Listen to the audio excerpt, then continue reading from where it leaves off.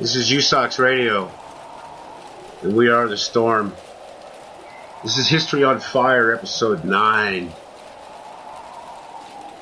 And I have to say hello, everybody. You know, this is the Rogue Researcher, and I'm riding that storm out, surfing this new wave of information that has crested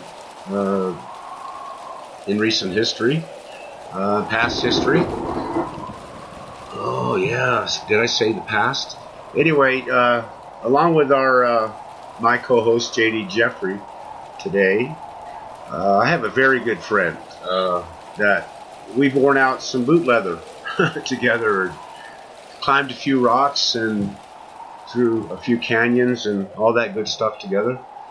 And just over 4 years ago, I met this lion before he grew his mane, and actually had embarked on his many numerous Andean encounters throughout the Saced Valley, Cusco, and many excursions into Bolivia. We've had conversations for hours, good ones at a time. And what we've uncovered on our quest, talked about this stuff, for answers, because it is a mess here. Things have been so misconstrued, and we have to, sift through all this stuff. And in the last 4 years, I know for a fact, Stephano has been researching deeply, into the cosmogony and cosmology of the Inca. And it goes much deeper, along with the USOX team here in Peru. We don't know where the show is really going to go, as always, but let us start off with some down-to-earth research radio with J.D. Jeffrey, me, the Rogue Researcher, as we set history on fire with this episode number 9 on USOX Media Radio. Stephano is going to be talking about quite a few things, ranging from the origins of Cusco, the Chicana, which is very important. Actually, Earth geomancy, okay, and energy lines, okay, and go into one of the finds that we basically have found together along the way. Welcome, JD and Stephano, to this USOX History on Fire, dude. I mean, that's what we're trying to do. You know that. You watched us grow for 4 years now, and thanks for coming on our show. JD, this is probably some grassroots research radio, don't you think? Hey, Bob, I think this is just awesome. I think we get the best guests on our shows. It's time that the people that have the knowledge that aren't out there with the buy my book deal are coming forward. And well, to be on equal ground at that. I want to add on equal ground. Yeah. So yes, this is great. I'm looking forward to what Stephano's going to share with us. Thanks. Yeah, Stephano. Thank you so much for the invitation. First of all, I'm very glad to be here and very lucky to share everything what we been researching with Bob and the Encounters. That is my company. It's we support locals and I've been here for more than 4 years working with locals, so we have very deep things that we want to share. Well, let me clarify something. When Stephano says working with the locals, we're talking about working with the locals.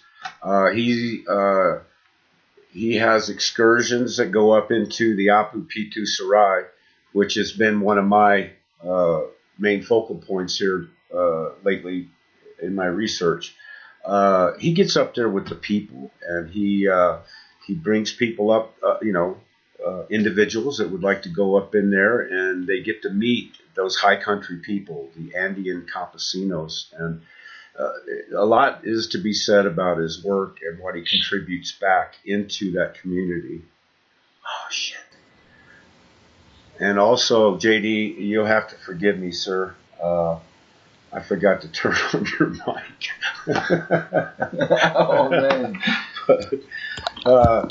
Nobody wants to hear me anyhow, Bob. They're here to hear Stephano. Well, actually, this is the first time, this is a first time jitter here, because this is the first time I've actually had somebody in the studio except for Annie, and we've done quite a bit of that in the past, and I apologize deeply to you and to the audience that's listening to us. But thank you for the good words, man, because they're in my head. So, do you want to repeat some of that if it's possible? You're on air, man. I'm on air now. This time my mic's not you're shut on off. the air, dude. Wait, testing Okay, 1, great. 2, 3. Just want to say hi to all the listeners and repeat kind of what I said earlier. I said hi to Stephano, and when I greeted him, I said it's nice to have someone who's not published a book with the knowledge that is on equal ground, who is openly sharing it. This is what USOX is all about. There you go. That was good, and in plain English, that is what USOX is all about. And Stephano, it's taken me a while to actually get him here because he's been pretty busy, and he's been working on his work. So. Okay, yeah, I guess we do have an issue here. Let me see if I can fix this real quick. I guess apparently we have an echo coming because I'm off of headphones, and I apologize for any residual noise, but we are moving the speakers. Okay, I hope that's better. Can you say something, JD? Hello to all the listeners. Thank you for tuning in. It's going to be a great show today. Okay, yeah, we might have a loop. Let me see what I can do about that. But anyway, what we'll do is I'll figure this out while we actually give Stephano, our guest, some time to talk about, partially what he's been doing. Okay, go ahead, Stephano. I'll figure this out. I want to talk about, first of all, starting by the name, Cusco. I think that everyone needs to know what it means really, and many you're gonna have a different perspective of starting from the name. So. Cusco, that's not the real name. The real name, Cusco was named by the Spaniards when they came because they couldn't pronounce the real name. It was Cosco.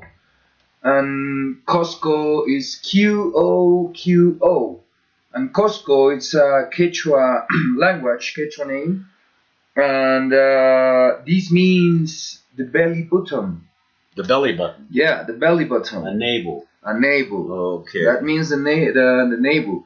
So, like, if it was the navel of the world, the belly button of the world. So then I think about it because there were many places here where ancient people or many local people, they told me that this was used for healing and lots of retreat places and stuff. So by the name Cosco, that means that by the umbilical cord we connect by our mom, so that feed us, like to nurtures us. The mother of. Right. So that was the Inca name that the Incans, they put that name because it's the place where you come to the origins of yourself, to ground again, to buy these temples, these kind of archaeological sites that is around everywhere here in Cusco, in Bolivia, and there's so many connections about grounding, about power places with energy vortices and So I was thinking about Cusco, the name Cusco, no, in Quechua that means the belly button. So maybe that was the Incans at that time. They put the name. Why they put the name? No, like where you connect yourself again, and you know about yourself, and you know who you are and stuff. No, by kind of grounding yourself, grounding yourself to the earth, and finding the tranquility, that peaceful, and it still does it here. I have to. But more than that, Bob, they were doing pilgrimage, like people who go to certainly places that has certainly energies, qualities of energies for different purposes of yourself, for you. So, for example, if we talk about the trilogy, that is the condor, the puma, and the snake, that these three Andean symbols, right? The pachas, right? The three worlds, or three. So they said that the condor is supposed to be the higher conscious, and the puma is our physical body or the physical world, and the snake should be the subconscious, but not like the evil as the Christianity put when the Spaniards they come. Right, not like the id. It's not quite as deep as going into the id or the superego. So, right. But it is deep. I know what you're talking about. Right. In psychology terms, not that I know anything about that, but yeah. And so what I was saying is that there are like certainly places where these people, they knew what was for to use for for maybe to go to the Hanan Pacha, that means the condor or the heaven, maybe just to connect with this world, or just to go to the subconscious, like the Zone X. Like the Zone X is the place to go. Right.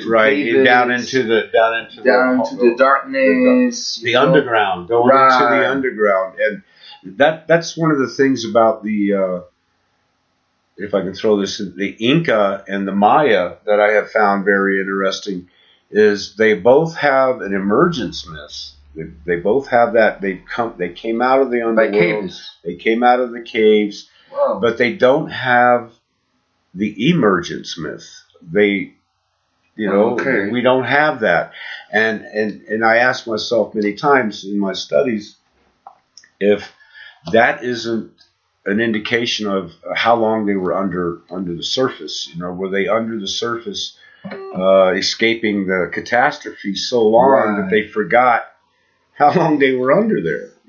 So there are, within these myths and these legends and stuff that we're picking up on, there is a core story to them, and that's what we're trying to break down, especially in the Inca cosmogony and cosmology. The pachas. I think a lot of people have been confused because of some of the conflicting information that has been put out here by a couple people.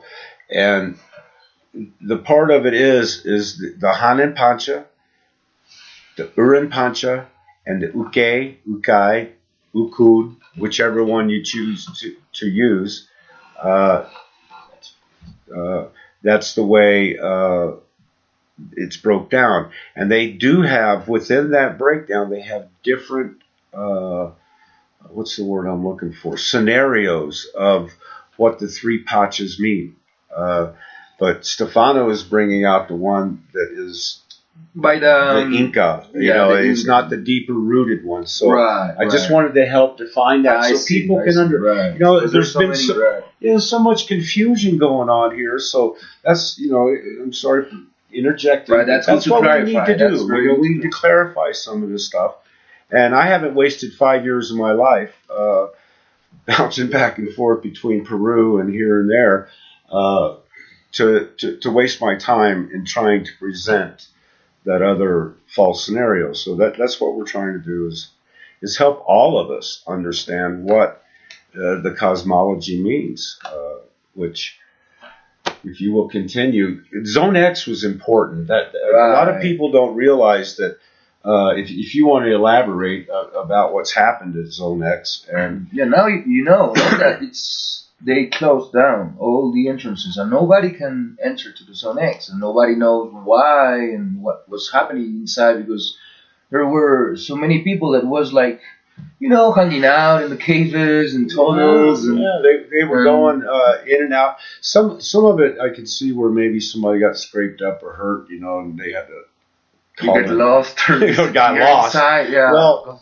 to be honest, Zone X is a very special place. Andy and I we used to just take off, pack our lunch, and go up there and sit on the rocks and have our lunch and look down and watch Saced Valley and all that good stuff. But they have a 5-strand barbed wire fence now that was installed within, because I was there.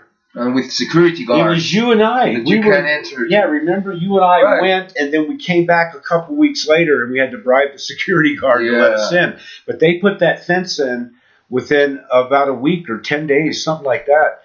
And we went back in, and I was able to catch a couple pictures of some things that I missed out of my probably 50-some-odd trips. But, the Zone X is a very important part, and maybe that's what they're doing. You think they're really closing off all that stuff? Or because you know that so many people they said that there was a connection from the Zone X to the Coricancha, and then as my friend Walid says, that they found maps that there are. Like maps underneath. A map, maps of the... You can go places underneath, and the government, they just found one that is the one that goes from the Zone X to the Coricancha underneath, and that one ceased. They found one at Saced Valley. There's other one. Yeah, there's another one at Saced. There's so yeah, so I think that they were found in so many paths underneath that they shut down all the area, right. And well, I have to admit, out of the numerous trips, I scoured that whole hillside. It's a pretty good sized hill, front and back, and all that. But on the front side and a couple other places, you really have to be careful where you walk, because the grasses and these little bushes thingies have grown up over these holes. You can walk, and then you can. And then you peel the grass, and because I use a stick whenever I'm out there. I'm always poking in front of me wherever I go. It's like craters, like if you were walking by the moon, Yeah, some places with lots of caves and entrances. And anyway, but you peel that grass and stuff away from the holes, and you look down, and it's 20 feet, which is what, 7-8 meters down to a hard rock floor, So now Zone X is a beautiful place, but maybe, I don't know, maybe that is for safety. But I'll throw this in. I forget how many years ago it was. Ann would know. Now nobody can go anymore. And I'm pretty sure that they found something underneath. I think they did, because I think it was in 2013. Ann and I went to Zone X, and we had invited a couple guys that we met down in the plaza if they wanted to go. Well, while we were there, I saw some people sneak into this crack, wall over there, which I've never found again. Anyway, well, curiosity went, whoa, where are those people going, So I followed them down. And so did the two guys that were with us. They were from Ireland or something. And we get to the bottom of it, and those people are already on their way back up. And the girl is screaming. But anyway, at the bottom of this, real quick, there was an opening, which most definitely was the top of a doorway that had the very distinctive Inca shape to the top of it. And it flared off at the bottom and the whole bit. Well, the only part of it that was showing was about the top 1.5 feet. And I crawled through there, and it revealed a passage that just kept going down and down and down and down. And my better senses came into play because I didn't have a rope. I was there by myself basically, and I didn't want to end up like that one guy they talk about that went down with the other 7 explorers, and he was the only one that came back, because there is this network of passages down there. Right. If you don't have a map, you can get lost, and you're gonna die down there. So maybe it was good that they did, Zone X. Right. I heard so many things about Zone X. It's a mysterious place. Yeah, that's why his name. Well, we know the guy. Annie and I studied research with Jesus Gamera, and he's presented his father's work, which I don't know what's happened, but somewhere along the line, some of the stuff has been jumbled up a little bit. But Jesus took us around, and he showed us a lot of stuff, showed his side of the story, which a lot of it I'm finding I have to give him and his father credits for. But Stephano's been down here in the valley, and he's been putting new eyes on things, and of course we've been talking about it. So, what, Stephano, stands out the most in right now that you've, Well, for me, right now, I'm on the studies from my friend Walid Barham, who he discovered the shadows of the Puma in Apu Pitu Sirai. Apu means Spirit Mountain, by the way. So he wrote a book about his discoverment, and he wrote like 3 books. And then he was searching about the drawings of the Incan time, because they didn't have writing. So these people have drawings. So he was looking at these drawings a lot. Well, they did have a writing until the codes, like kind of codes. They had a hieroglyph. A hieroglyph form of writing. Right. Yeah, and until the I forget what he was. The cardinal told the Sapa Inca that it was their hieroglyphs that was causing them to die. Yeah, I like when you clarify these things for not to be. People. They did have a very, and it was Oriental in the style, not quite what we would consider Oriental today, but also just a. But I mean, this creature, like as the Spaniards, when they come, for example, they came with text, but they didn't understand. They didn't. Yeah, it's just us going over and reading hieroglyphs and them reading text. It's just like, okay, we have the old barrier, the language barrier, but symbology is right. So that's what I wanna talk about, because that's what the studies of Walid. He was looking all these drawings. Okay, now this guy, if I can, his name is, if I'm saying this correctly, his name is Walid Barham Ode. Walid Barham Ode, and he has done a lot of work here. I haven't met the man myself, but like I said, we came from 2 different directions, and some of his work is in the Pitu Sirai, and it coincides with what I'm calling shadow art.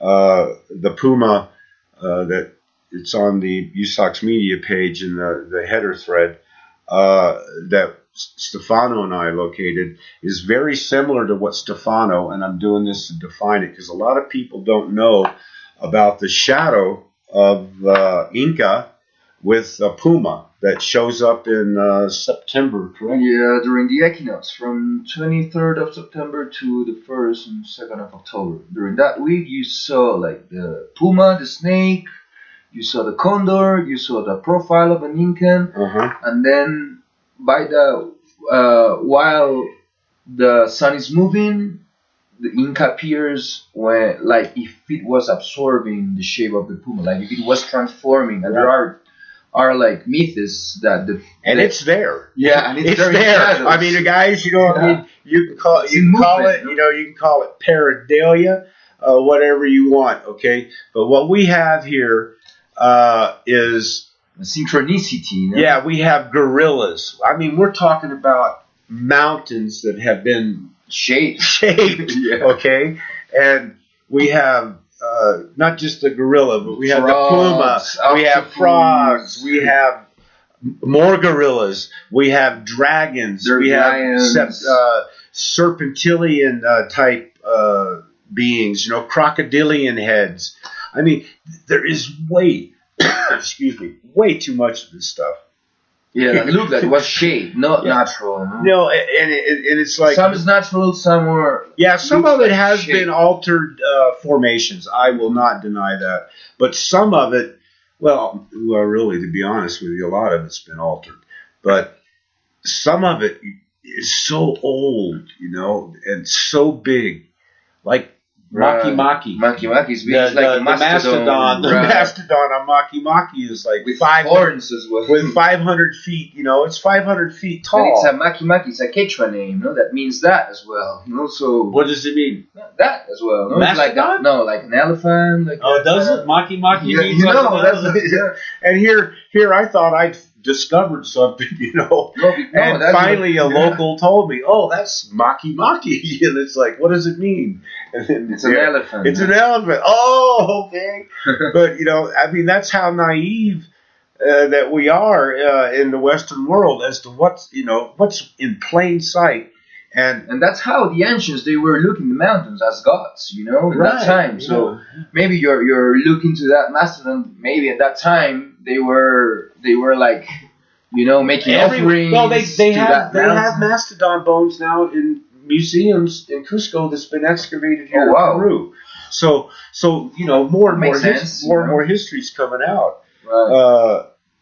You brought up something a minute ago too that I wanted to, because people don't realize some of this stuff there's so much that's here, and in order to see some of it, you can't do it in what I call a cattle car tour. You cannot do it in 2 weeks and appreciate it. In 2 weeks, you do just the conventional. Yeah, you do the 10-day ticket, and I tell you what, that's a tough 10-day ticket to do in 2 weeks. So, I mean, you're on the go all the time, and you need to, if you want to come and really appreciate Peru, you can't just stay here for 2 weeks. And that's what we're trying to do here is. Annie and I have had the opportunity to be here, to dig into this research underneath these layers, and meet people like Stephano and other people who are ready to say, we're tired of this. This is what we. Yeah, I'm tired to go, man. Any secret site, any archaeological site, and guides saying things that they. Just research from their university or things that they didn't even go to places communities, hidden communities that you can collect myths and then you can go through, and research a bit more and then you can, Well, I was told by, Annie's and I were together when we asked these archaeological students, what their opinion was. And they said the school was crap because they know what they're being taught was wrong, but if they don't conform to that curriculum and take the test, then they don't get their tour guide. That's what employment here. Right. Employment here isn't the best thing, and tour guides is away they go. And the only way these guys get their tour guide job is to have 3 years, I believe it is, of archaeological studies at the university, but managed by the government. So So it's managed. It's overseen by the HIStory, and I spell that HIS-STORY, which is sad, because there's a history here that goes so deep. And they don't give attribution to things that we are researching so deeply. But it's not really the Peruvian people's fault. I mean, it's been a rough 600 years, to be quite honest, for them, and I think they're still lost in the three worlds. Because we have first world, second world, and third world here, and even fourth world in some places. Which we do in America too. I'm talking about. Sorry to interrupt. I'm talking about the world. So you were saying because let's talk about the Chacana. Yeah, the Chicana breaks down those worlds in a better way. You know, for example, that in the Chicana, there's like a cross of 3 steps. No, everyone knows how it looks, the Chicana. I think it's like 3 steps. Cross. Yeah, if they don't know, then they can go to the USOC's media page, and it's on the cover.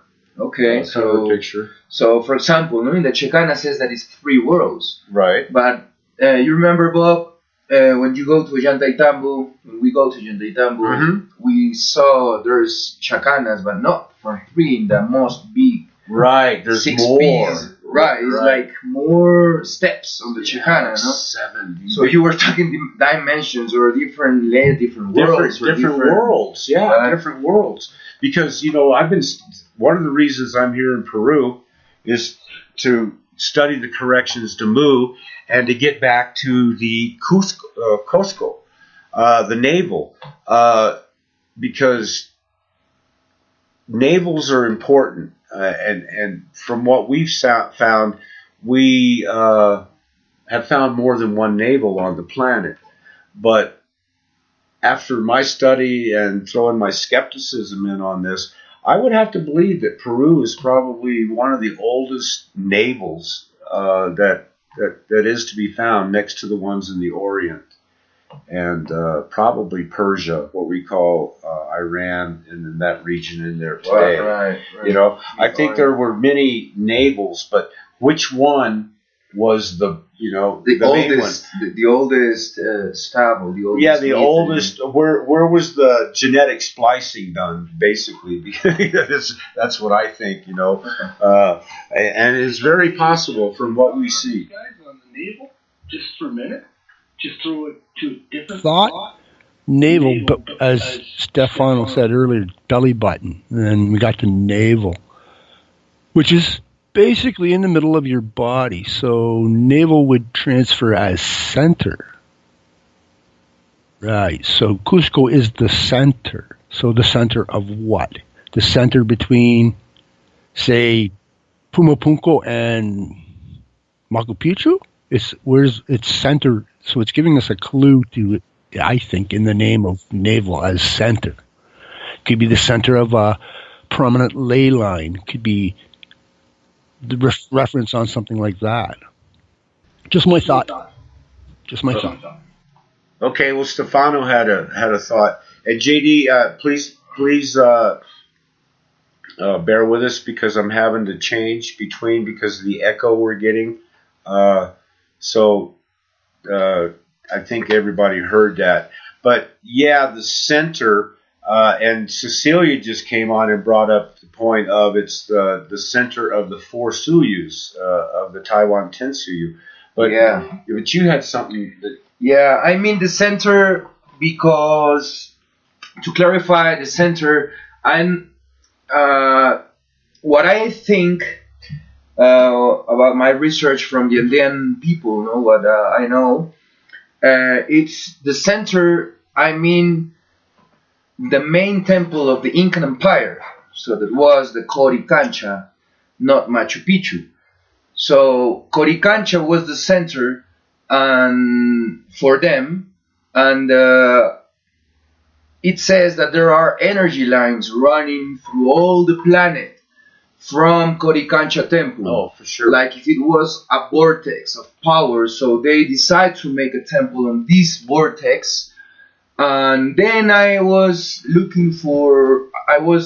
reading about air geomancy, and that talks about the energy lines that are in the world. That there are certainly vortices and stuff. So that there is studies that exist that there are energy lines on the world, and these people, they knew that, and so they says that it's 41 seques in Quechua. Seques means that, no? Seques mean ley lines. Ley lines, no? So there are 41 ley lines running through all the planet, starting from Coricancha, no? So along the lines, these people, the ancient people, they made their temples according these energy lines. So when I mean the center, I mean the center of Coricancha that was the vortex, like energy vortex. So they knew that, and also they were making kind of initiations, solar initiations, because they thought that, or they were like the sons of the sun. They were wearing gold, you know. Right, and the sons, the sons of the sun of the sun of the sun. Manco Capac, that's where they say it started. But we see different sons of sons of sons within the Inca. No, I mean the sun. Sons of the sun. Yeah, it's correlate. Oh, okay, the sun. Mhm. Okay, so that's why the Sapa Inca wore the gold. Mm-hmm. Right, they were having the gold, and they were brightening or shining as the sun. Okay, if I can interject here, I'm not going to argue any point that he just brought up about the Coricancha, because we know for a fact by lines that come out of Nazca, they go through Coricancha, they go to the Great Pyramid of Egypt, and they also reveal that Nazca is the antipole of Angkor Wat. So these sekes that are emitting, actually they're connecting in and out of the Coricancha, coincides with the mythology.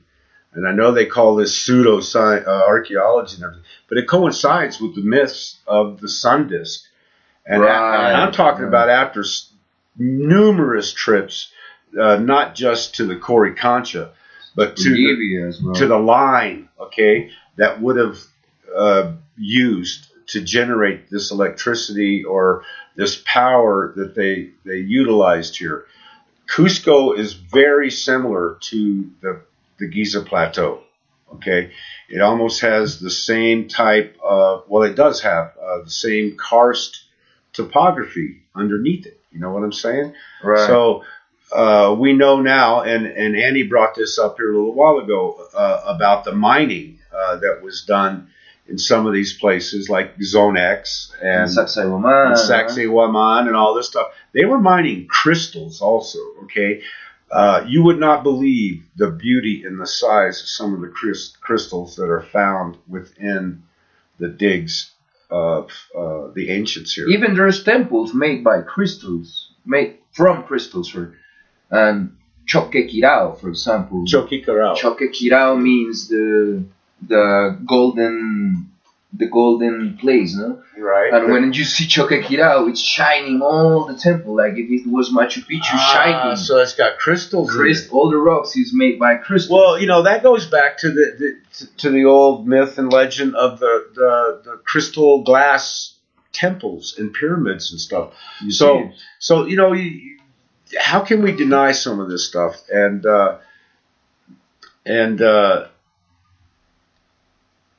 Quechua was one of the oldest languages as well. So Choquequirao, that name that is in Quechua, no? Well, one of the things about the Quechua language, and a lot of people don't know this, is structurally it's identical to English. Okay, and it's it's two different languages. So take that one and run with it for a while, and get back to me if you find anything, please, because somewhere there has to have been a connection in the deep, deep, deep past, right? Two languages to. There's the Aymara too. The Aymara people, yeah. That looks, and they said that, for example, Aymara people looks very similar to the Orient, no? By the Asian people. They had the big eyes. Well, you can tell by their big Chinese, no?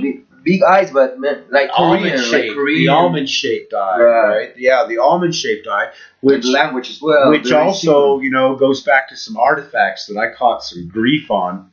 I forget which group it was in, but those Mexican artifacts that Klaus and I spoke about, JD spoke about, found in Mexico, and the almond eyes. Okay, that those beings have in those artifacts is a dead giveaway of ancient roots, especially when you walk through the valley.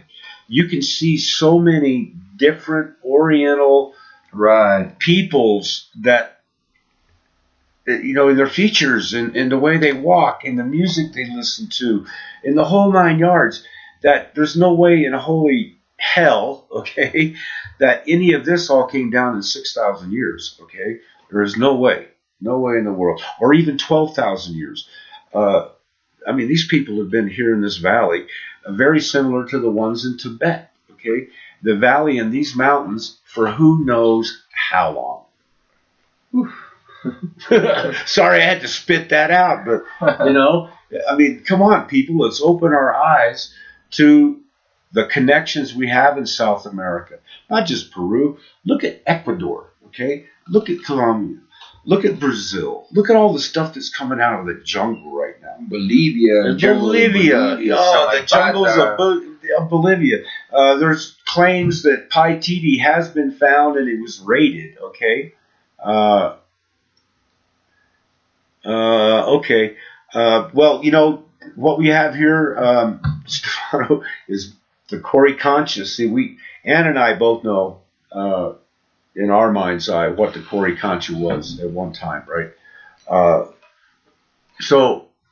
But there's more than was the the Coricancha and Saced Valley, was that the original Tower of Babel? Was that the original part of one of the major components of the old grid that used to communicate between here and Egypt and Angkor Wat and these many ancient places that we know that's been built upon? But we have Cecilia, who I don't know if you've met Cecilia yet. Cecilia Hall is one of our top research and go-to people in the group. Cecilia has a question she wants to ask about the Tower of Babel. Go ahead, Cecilia, if you would. You know, we're running the chat room, by the way, if anybody is interested in asking a question or anything. I know we're kind of bouncing around right now, but one of the reasons why I think it's going on is because there's some serious definition as to what we're really putting on the table. Okay, ask your question. But that's what it's all about, is trying to draw that clearer picture for these people as to what did go down here before the Spanish. We already know. Even before the Incans. Even before the Incans, man. Yeah. Even before that, because there were, under Coricancha, I am pretty sure that there is something that they are hidden. And they are showing just the upper side, or the upper part. Right, only the upper part, because when you go down into the museum below, there's another level under that. Right, okay? passages. There's passages under there, I don't care what they say. But Annie and you talked about some stuff before about the quantum connection to this Tower of Babel. Do you remember talking about on the quantum level? Yeah. Right, yeah. Annie has... Well, you know, the Saced Valley, you know, up there where they have, what is it, the Maru on the top. Muyu Marca. Yeah, the Muyu Marca. You know, underneath there's most definitely something, okay? On the top of that whole temple of the House of the Sun, that's been covered up. Somebody has brought in tons and tons and tons of dirt, and many places, man. Yeah, many places. Well, they've also torn off. We don't know how many feet off the top of the walls at Saced Valley. We haven't a clue. Okay. But you heard they make resonance. Some people make resonance to see if there is more underneath. Okay. Well. Yes, that was the, what's that feller's name? They made some studies, right? Well, and they found that there's just a part of Saced Valley. Well, like a tower. They haven't, what they did is they claimed, what was the name of that group that did it? They were Russian people, and they were very honest on a lot of stuff, okay? But when it came down to the research done with the ground-penetrating radar, they claimed that they couldn't get any readings because of all the towers that's over there on that mountain across from Saced Valley. You know that one's got all the radio towers and everything. Right. Yeah. They said they couldn't get any true readings off of it. Oh. So, but I imagine they were kind of backed up against the wall because the Peruvian Ministry of Culture is they got a stack of ridiculous very nice. Yeah, it's of papers over there you got to sign, and and it's like you got to give them up your location, and then they decide whether or not you get your part. So needless to say, they didn't get my part either. So I want to talk. Go ahead. Yeah. No, we were just rambling on here, man. Because a lot of people they might enjoy. I wanna say something about the signs that the Incans has, like a kind of hermetism, a kind of occultism, like a code. Because when the Spaniards are you talking about occultism? Yeah, the knowledge of ancient wisdom, not right, but between them, they have like something hidden between the Incan by signs, a code that was like this. Oh, a hand, a closed hand with a finger. Right, the hand signals that they had. Yeah. And all the drawings, the Incan drawings has this sign. Right. Like it's an L. It's like an L. Yeah, like an L with your or reverse L. I mean, they had their signal if it was with the left hand or the right hand or one finger up, and these fingers and the thumb out. That's like an L. But I remember. I was talking about these, and nobody was pointing that. To give the attribution to why they are doing this. Yeah, but why did they? What gets me after thinking about it is why did they draw it? Right. Was it that the Spanish knew that it was something, but they just didn't know what it was? Yeah, they didn't know. They didn't know. They wanted to figure out. But they even didn't know what that was sign. But there was some when Walid in his book said that he was reading some chronicles from Spaniards. He's read a lot of the Spanish chronicles, and it says that one I think was Juan Poma de Ayala. He found a boy, a golden boy made by gold, a statue of a child with that sign. With the sign like that, with who found this? The Spanish did? Yeah, Spanish. And he wrote. There's a passage that when he went to Ucho y Cosco, he found a golden boy. That then the Spaniards they made the order to melt that and to ship it down. Yeah, see that's. But why a boy? Why a child with this sign? Like if it was. And according to the studies of Walid, he says that this sign was like a kind of code between the Incans. The code, yeah, it was kind of code, and for somebody in the future because they put it in drawings. So somebody in the future to figure out was like the Incas they didn't want to disappear all the culture, they wanted to be for eternity. A lot of Inca died to protect their treasures. Right. Yeah, that's probably why Atahualpa,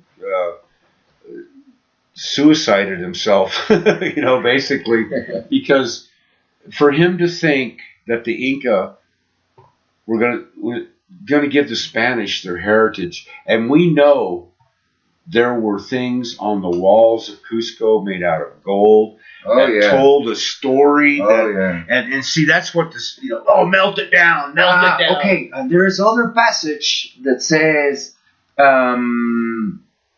the Spaniards asked to the Inca, says how much more or less was this gold that you are giving to me? He was just. The Spaniard wants to know how much was the gold that they have. So how much do you have? But how much more or less is the amount of gold that you are giving to me? So an Incan, he says that an Incan ordered to somebody to bring a sack of corn, and this sack of corn, full of corn, I mean kilos of corn. Right. So he threw it on the floor, and he picked up just one grain, and he says, only this one grain is what you have from my treasure. And one grain out of all that grain corn. from all the sacks of corn. Man. One grain. Well, I guess he told And him. these you're never gonna find it because only and these. they don't want it found, and I respect that, and I will always respect that, if that's the way they want to be. But I mean, come on, guys, you're sitting on some history that the rest of the world wants to know, and they deserve it. You got to quit letting this suppression from this outside force that has invaded your country. You got to stop them and allow your culture to rebuild. In my opinion, Stephano, this culture in Peru has suffered quite a bit. I mean, a lot more than people realize. I think it's time that some light should be shined on that too. And I think that's part of it, is because of that naval connection is one of the reasons why they're really suppressing the true history here. Like, if I can throw this in, after 5 years of doing this, there was a claim by Jesus Gamera's father that the Sacred Valley used to be, in the ancient times, it used to be called Iraq, and that this was the area, this was the city of kings, yada, yada, yada, in the past. Well, I can't completely say that this was the what we call the Tower of Babel. I doubt if it was called that at one time, but it's very possible that this could have been one of the major communication hubs in that ancient ley line grid, because of what the Coricancha shows us. But why can't we see it? Yeah, that's true. Maybe you have to buy another ticket. Buy another ticket. Yeah. They just upped the price to for rich people. 15 soles to get into the Coricancha. Well worth it, guys. No, but I mean the one that it's hidden. I mean underneath. Well, I also heard from a fairly reliable source, that at one time, before they put that church on there, it's blowing out the walls, people, The church is so heavy, it's blowing out the walls of the Coricancha, Anyway, before they did all that, when you look at the Coricancha shape, it looked like a baby grand piano,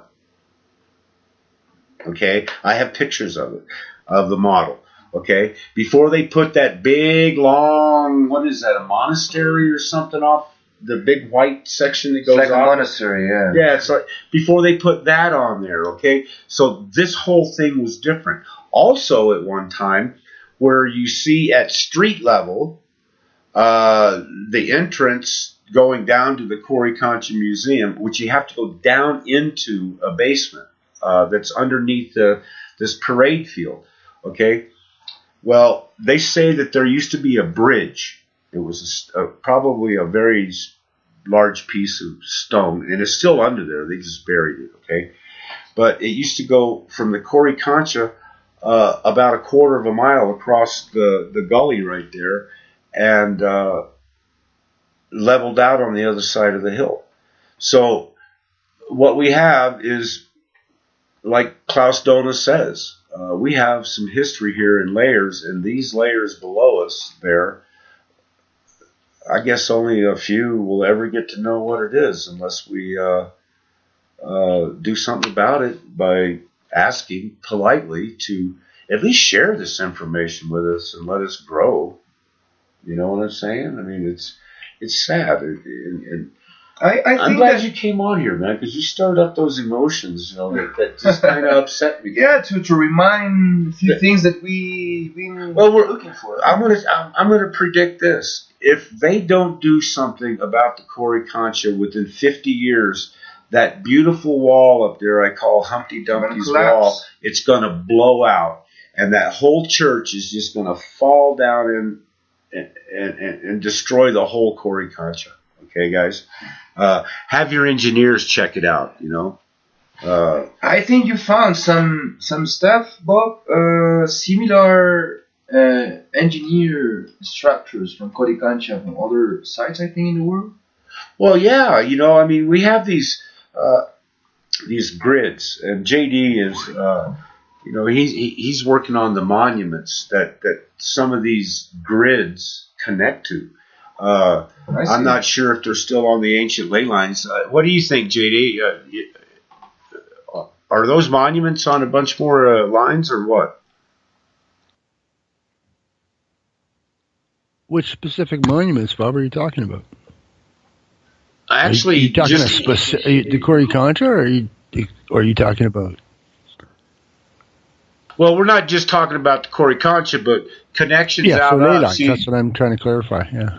Yeah, as I've been trying to, you know, say, these monuments are connecting, and I've been holding off on bringing this information out until I had Stephano here and Annie, you know, there, because we've worked on this, and we're, you know, the connections are possible only if, well, we can make the connections possible only if we talk about them and bring them out, you know, get people to look. But that's part of the stuff that you're connecting with. The 13 connects with a lot of stuff here. The 13 is everywhere because of the lunar calendar, you know. Yeah. So, well, it has more to do with the lunar calendar, but that's part of it.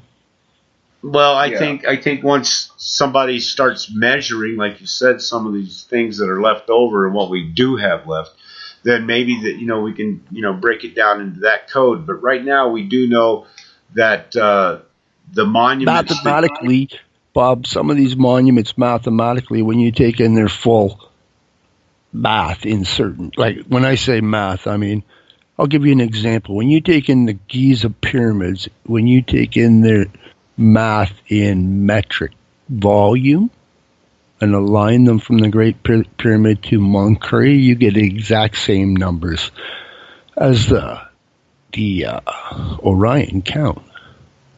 Which you know, we've looked at the research. They also cover the number 13 in everything. So this is what I'm saying. When you take in the full math, you'll find various different astronomical answers.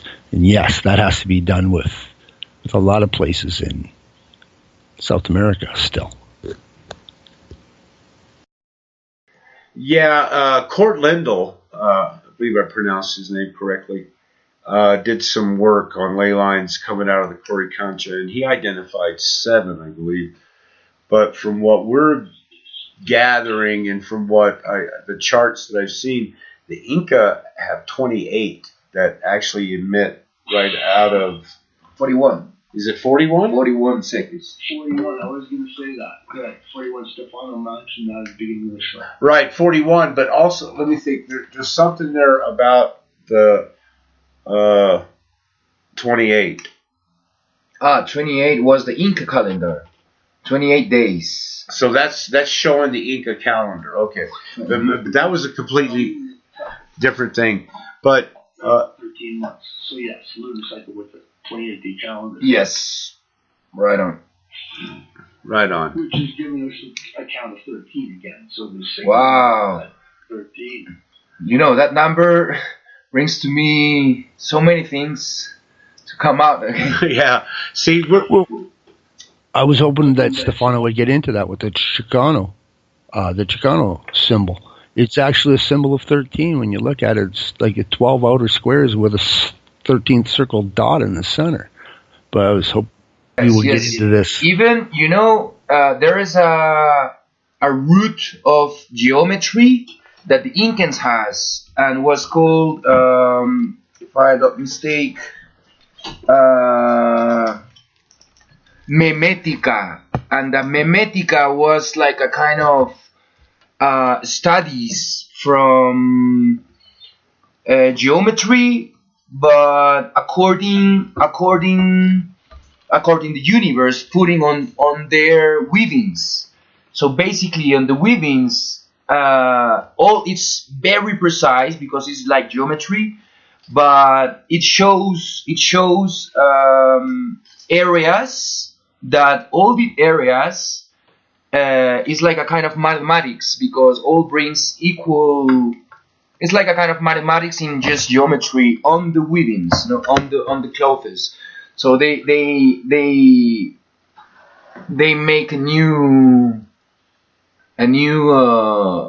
kind of mathematics, but with geometry that was called memetica.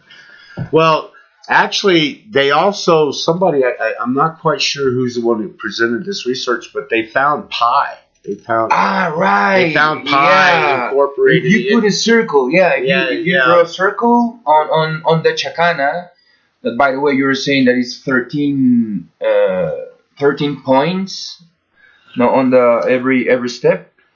There's 12 points, but a circle in the center makes 13. Okay.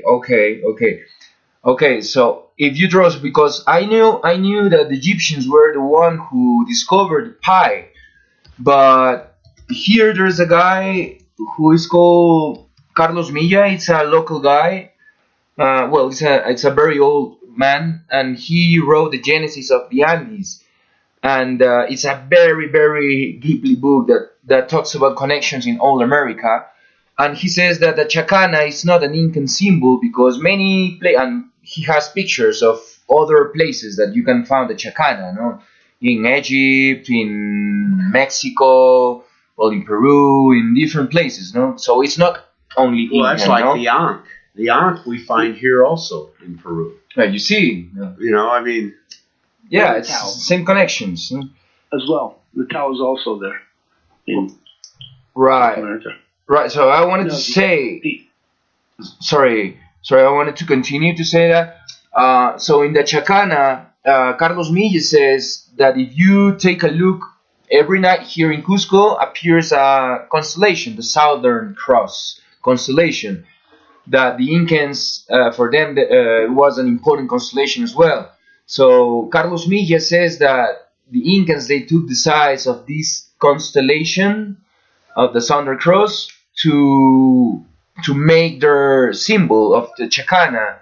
So if you have a map for airplanes and you put the chacana symbol on Peru, you draw a circle based on the size of the constellation of the Southern Cross. If you base on that size, you draw the chacana symbol on the map, then you put a circle, and you will have pi, right? So pi, it's supposed to be all the temples aligned. I mean, Machu Picchu, Coricancha, Coirihuayra, Puyo Patamarca, Huayna, many temples. So it's like the path of the sun. Pi, according the chacana symbol based on the Southern Cross constellation, you will have pi, and pi is supposed to be the path of the sun from east to west. So it's like they were trying to follow in the sun and making their temples following the sun according to pi, according to chacana symbol. So that's what this man that is almost dying, he's like 100 years old more or less. And he wrote that book. Well, the thing about pi and the circle is, I believe all the credit has been given to the Maya for the invention of zero, when we have other evidence that...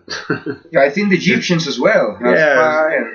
Well, they had pi, but the concept of zero was very rare, and we find the zero quite a bit here in the mathematics, especially on the quipus.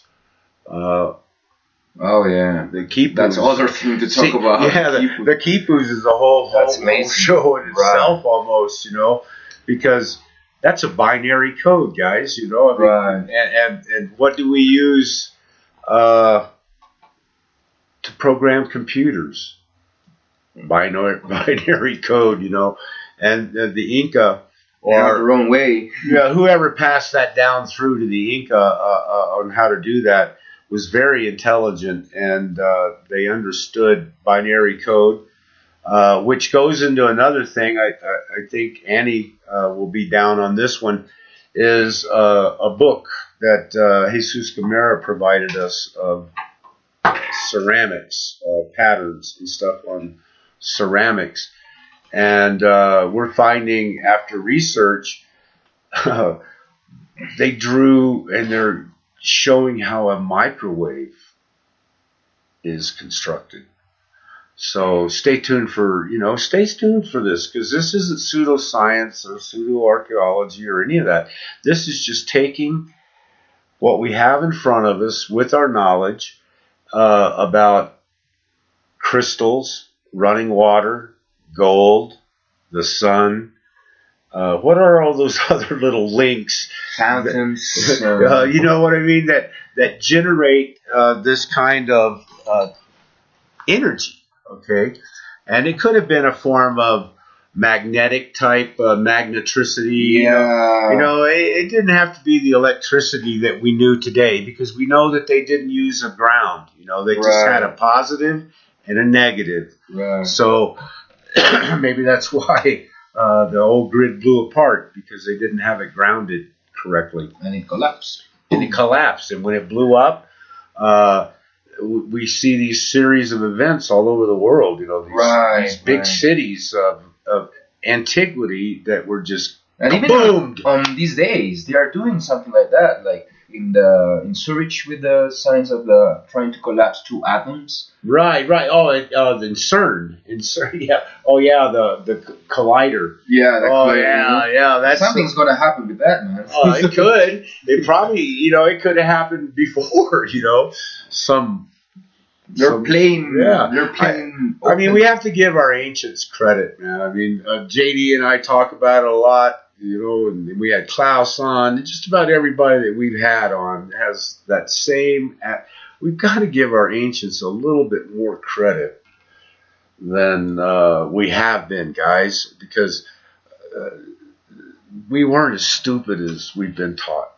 Okay, and these people back in the day, Carmen Bolter did some great work on the Pyramid Code, and I think it's in episode 2. If you want to know a little bit more about what karst topography is about, I think it's episode 2 or episode 3. I'm not quite sure.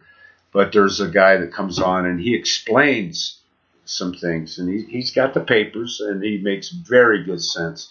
And I think one of the good guys, because I have been in contact with other people about this topography here, the fact that it has all these different quartz lines and crystals. I mean, crystals that you would not believe. Beautiful, beautiful crystals. All embedded within this limestone here. And then you have this water that rushes over it and through it. And you've got these old Inca. Well, they're giving the Inca credit for these places, but you have these old sites that are so old, and they have these water features in there. They call them temples. But when you look at this stuff, it's very sophisticated. Right. I think it's about times. Like the Incans, they identify, oh, wow, this is like very good. They found something like mining. It's like a teapot, okay? A teapot, the water comes up out of nowhere. Right. And you know what I mean? And then you have this beautiful place. And I can imagine that probably some of it had been destroyed, I mean, and the Inca, or actually the pre-Inca, come in and they found this place and they go, oh, it's got to be a water temple. There are proofs. There is proof about with the carbon dating. Carbon dating. There were tests here, about that. And what, a T-pon or? No. In Cusco, I mean that there is proof that there were ancient stuff, pre-Inca. Pre-Inca. Well, you had the Kilki, you had the Armaru, you had the Wari, you had the Mochi, you had the Chimu, you had, and then you had the people who actually built the megaliths as well. Yeah. Then you had the people that built Ancas Marca. Right. Because, Kilkin. oh, dude, the Ancas Marca archaeological site, I mean, it's like Skara Brae over in Scotland, only it hasn't been covered up with dirt and all that stuff. And Australia, also, before the white man came, the Australians used to live in very similar type houses as we find up at Ancas Marca. So who did that? Right. That's not an Inca design. No. That's not a Wari design. That's not, you know what I mean? Ancient, man. That's ancient. Yeah. That's ancient. And the campesinos don't even do that. And they think that it's like storages for potato, and that's the conventional theories. Yeah, potatoes. Why they would do that? Potatoes and grains. Yeah. You know, it's like only in Taitambo, all those big places. Right. Oh, that's a granary.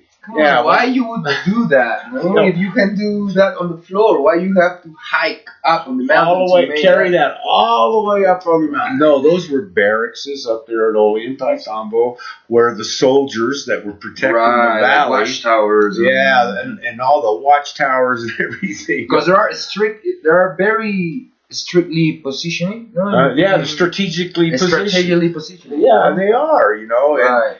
And some every time I go to Oli, I find another one up there on top of the mountain Me too. somewhere. You know, it's like, where did that one come from? I made so many times Pumamarca to Taitambo Inca Trail, many times, and I found like specifically places where there's watchtowers that you can see both areas, so you can see where it's taking the path of the sun, coming or going, exactly. You know, and that's what. That we're missing here, guys. You know, I mean, this is a complex network of communicating. They were able to communicate. Chris Jordan, he's passed. You've heard us talk about him quite a bit. He just had a birthday here not too long ago. Rest in peace, Chris. But you left us with the parabolic disc, okay? I mean, and your theory on the secret of the sunsets. And, you know, the way these towers are positioned, and a lot of them have been destroyed, okay, a lot throughout time. But they had a form of communication, and it just wasn't by lighting a fire up there in their, up there in their watchtower. I mean, they had daytime communication along with night. So these people, whoever started all this, left who we call now the Inca a legacy. I mean, of unbelievable proportion.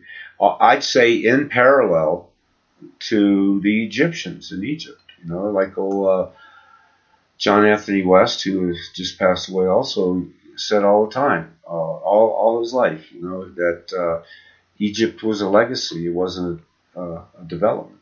You know, they walked in on it. So I think we're opening the door to a little bit more about what's going on here. You know, and we're sitting here not because we want to see our lips flap, you know, but because we want to draw a better picture in a way that, you know, a lot of these guys haven't been doing. Like, you know, we're not going to over speculate on something and say that the Inca had the wheel, or, you know, like David Hatcher Childress, our good buddy, buy my book, David Hatcher Childress, and Brian Forrester were trying to convince us of that was a wheel. And yeah, it's a wheel, but it's a grinding wheel, people, that was defective, and I can prove it to you. So that's not what we're about here. I want to show, and I've asked Stephano here, and he has a lot more to say. So we're just going to keep on rolling because there's just no way to define all this at once and try to break it down so everybody can actually get a grip of the speculation and embellishment that's been put on around the Inca realms, whether it goes back to the beginning or not. That's what we want to try to find out. And we do want to give credits where credits are due. If we can go back to Wallid for a minute, like I said, I've never met the guy, but I was given his book, and in it, it's in Spanish, unfortunately, but in it he does have a lot of the drawings, and he references, I'd say, just about everything he could back to the original sources. And he brings out things about a line, which might, I think it connects with the Puma right there, dude. Yes. I think that's the Puma. Yes, near the lake. Yeah, So it goes right through the Puma. Goes to the jungle. Right into the jungle, and that's the one that it's on the cover photo of USOC's media. This ley line goes from Cusco right through the Puma. But right in Sacsayhuaman. Right through Sacsayhuaman, through the Puma, and the Puma is looking at Tiahuanaco. The face of that Puma is looking up toward Bolivia and to Tiahuanaco in that direction. But I think from what I'm going to have to go back to Google Earth now and double check, but this line goes right through the paw. It looks like it goes through the paw of the Puma. So we'll have to verify that. But I recommend his book. I'm going to have Stephano read the name of it. Yeah, the book is called Tambotoko Huaman Poma Trilogy. It's about the drawings of Huaman Poma in the time in the Incans were... And he was a Spanish chronicler? Yeah, what's his name? Huaman Poma de Ayala is the name, but he's put just... the trilogy of Huaman. Huaman, that's how you pronounce that, huh? But the chronics was called Huaman Poma de Ayala. Ah. Yeah. So, yeah, Waleed's done some good work. I have to give him his credits. But it's just about 500 years ago, no? Yeah, it's only 500 years that he's... But I think and you have to admit, he is digging up and... Oh, yeah, for sure. More than 20 years to understanding a little bit more of what we don't know about the cosmology here and the cosmogony, for all that matter goes, which that's a little bit deeper. But it's an amazing thing that how people get pulled together sometimes and find things. I don't think Waleed knows that points through the Puma, does he? Because that book is older. Because we found that Puma, 4 years? No, 3 years ago. 3 years ago, a little over 3 years ago. So we have another question here. The Inca walked in on all this stuff, like a legacy. So, they walked in and it was already here. Okay. How does Stephano feel about the quantum entanglement? Well, I think, I don't know. That's a question if he wants to get into, but I don't think this show is the one for that question. Yeah, talking about the quantum entanglement. You were talking about CERN. See, the terminology is a little different than what we're doing. So we'll get to that question eventually, because this isn't Stephano's last show at all. No, I'm going to do it again. Oh, yeah, for sure. Because, a lot of people don't realize and didn't know about the Chicana. Okay, the Chicana is an important symbol, and it probably goes way back because, we know it's found in many places in the world. And then the fact that it has pi incorporated in it. Just there's so much more to this story, to this picture than what we're seeing. But I guess Waleed has another book out. It's a novel. It's a novel, okay. It's a novel because he joined all the passages from the chronics, so he write a novel about it. Oh, so he connected all the different chronicles. Right, okay. Right. That had to have been a job. Yeah. I've tried to read them all the way through, and I have a hard time putting it That's together. only the work of Waleed, no? But that's Waleed's work. I'm giving the guy credit because he has brought quite a bit and put a lot of effort out in putting his books out. But we try to take in local grassroots researchers, whether they're complete. He says that the new place where the Incans come from is Pituciray, right? And he says in Quechua, the Pacarina de los Incas, and Pacarina in Quechua means hidden, escondite. It's like a place where the Incans they hidden the entrance where they came from for not the other Spaniards they found it. They can find it. Well, anyway, I just wanted to plug Waleed a little bit because he has done some work. And if you ever get a chance and you speak Spanish, check out his book. But anyway, when we think about I keep flashing back to the navel. Okay, I remember when we first got into the Gamera research, probably 8 years ago or so. There were a lot of things brought up in this these connections, okay, to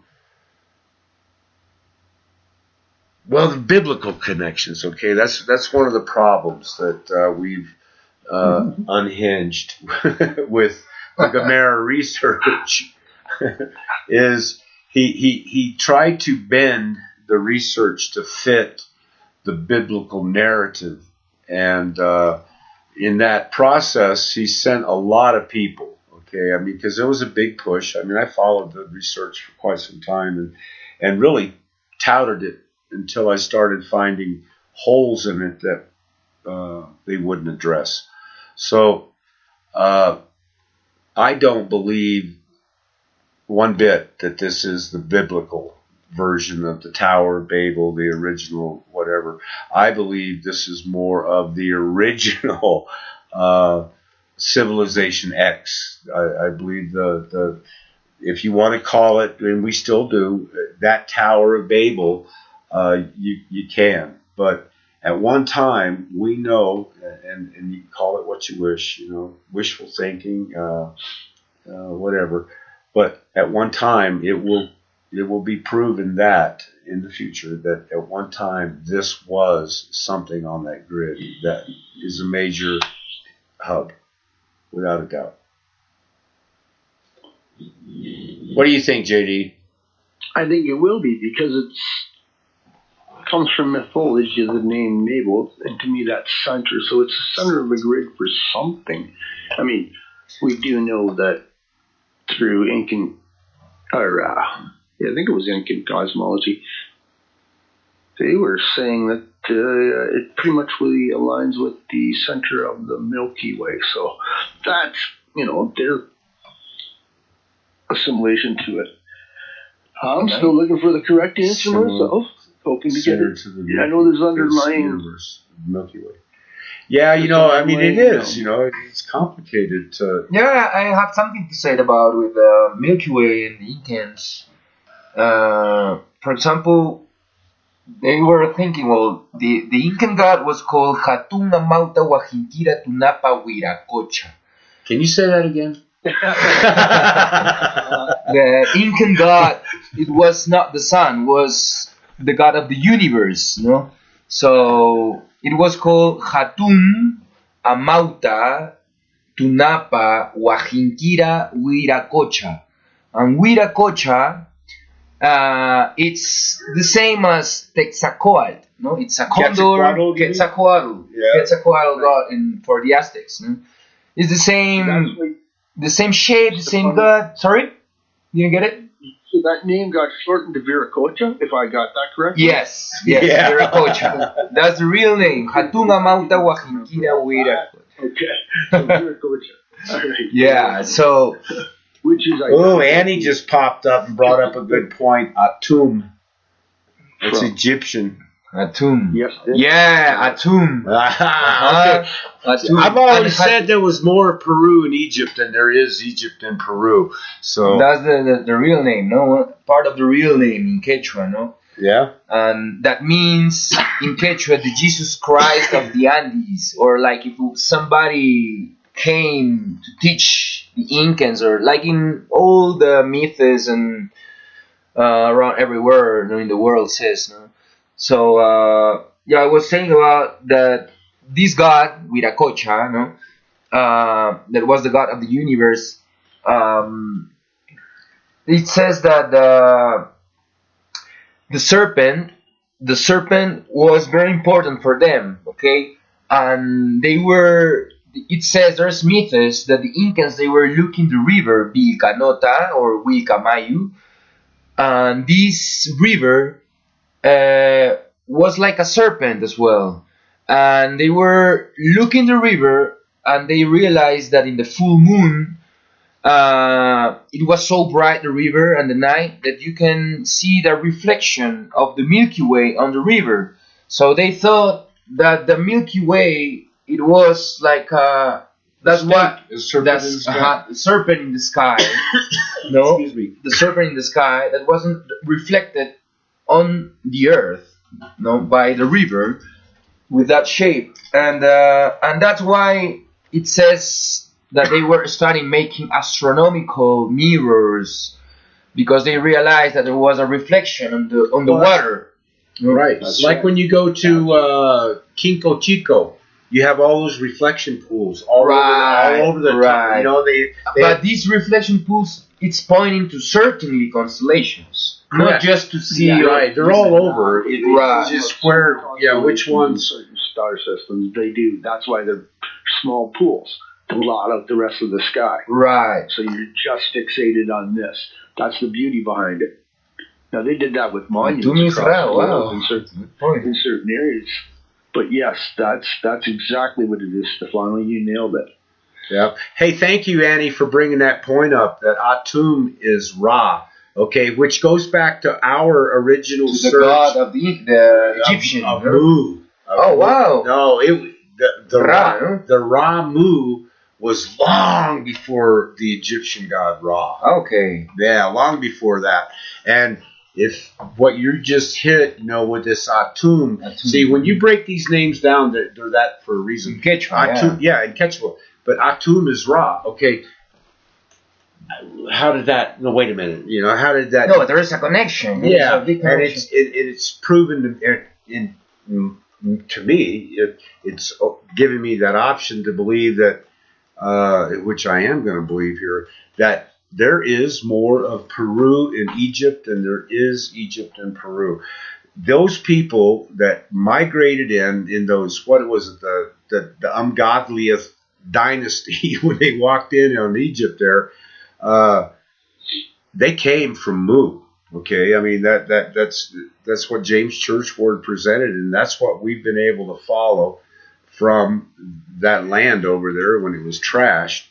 All the way into Egypt and probably through Peru.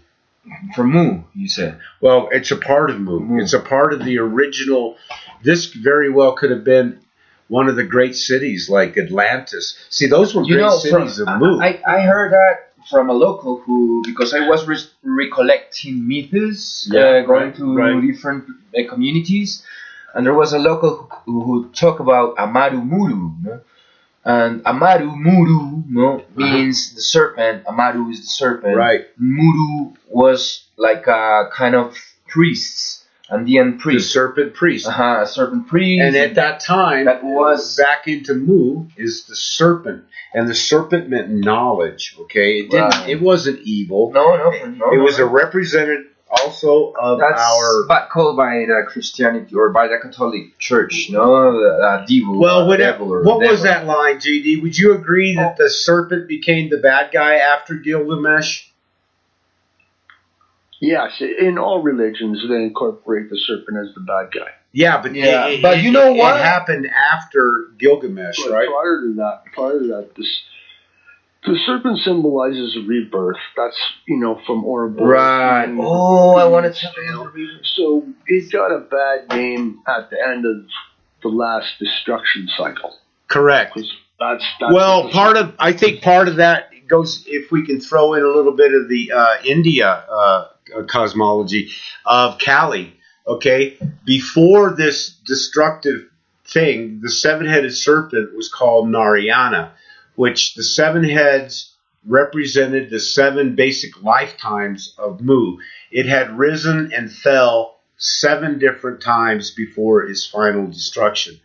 And that's, Kali is the destroyer, right? So whatever fell out of the sky, I don't believe it was totally what we're calling the Mount Toba event. And I've said this many times. But I believe... Something triggered the Toba event. Well, we've talked about that. Yeah, but anyway, I believe that we were hit with an impact and it changed the thing. So, but anyway. That's right. Yeah. We've discussed that, yes, and I agree with you there. It was an impact that caused that. Yeah, and we'll get into where it actually impacted. But right now, man, we're running at an hour and 30 minutes. And Stephano has some previous engagements, and they're probably waiting on him. But we have to thank him very much for coming in. Great. And we're going to have another sit down with him very shortly because I don't want this momentum to go away that we've started. We discussed so many things that I wanted to talk about. A lot to talk about, and I know it's we don't do a structured thing. Like I said, who knows which direction this is going to go? Because a lot of the researchers out here we've been talking to are on the same page already, and what we want to continue to do though is break it down a little bit further and dig up even a little bit more. I'll have to do some research again here and dig up my notes, but maybe soon, very soon, very couple soon. Days. Yeah. Well, we could do another one. We have a show on Wednesday night with JD and the CSI History program, which is doing pretty gosh darn good, I think. For just launching out of the blue, and we got that Wednesday night, and then on next Saturday we have another show, and I'm not sure if I have anything scheduled next Saturday or not. But we'll keep you in tune. But JD's going to be throwing up his poster here, I think, for next week's show. And again, we thank the audience for bearing with us. Stephano Gutierrez. Thank you very much for an invitation. Thank you. Oh, man, thank you so much. It was a pleasure. This has been down home, brother. Let's. Thank you, brother. Yeah, and JD, I know you've been silent over there, but next show. We'll have to work out. Okay, we do have a little bug here. We'll have to work out how to be able to do the live show out of the studio and then all that. But next time, we're going to give it to Stephano a little bit more and let him run with it, because there are some gaps in what we did tonight or today that will be filled. But you had to have those basics of what's going on and hear it from a local guy who has been, and I mean boots on the ground, okay? Stephano, he's the owner and operator of Andean Encounters tours. He gives all kinds of stuff. He gets down to the people. But he'll also he does other things too. He'll take you to Machu Picchu. And, sacred hidden sites, that only local people know. Perspective that from the local people, not guide tours, because there's all managed by the government, all theory. So, and local people have so many things to say, and so I work more with the locals, and I support. So I open a responsible travel company which support locals, and we gain information and lots of stuff about it. Right. He's up. Yeah, he helps the people out when he goes up there with others, and he gives them the business. Stephano can arrange horses. He can arrange everything from different kind of profile of persons. For all researchers. I don't know whatever researchers, tourists, whatever. And I don't. As you know, I don't do the buy my book or jump on my tour thing, but unless I know the person personally and know the agendas. And Stephano is down to earth here, guys, and he provides that spiritual outlet too. Right.